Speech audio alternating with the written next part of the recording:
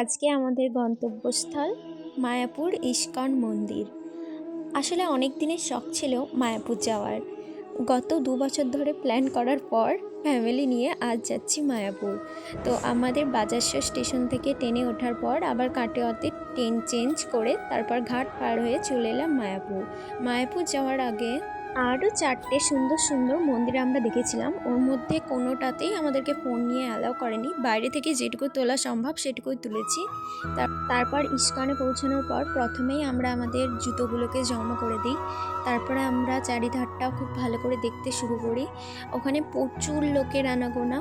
তারপর আমরা গোশালা দেখি এবং মেন মন্দিরে প্রবেশ করি। সেখানে আমাদেরকে ফোন নিয়ে ঢুকতে দেয়নি, ফোনগুলোকে জমা নিয়ে নিয়েছিল। মাঝে আমরা কিছু খাওয়া দাওয়াও করে নিয়েছিলাম ওখানকার প্রসাদ।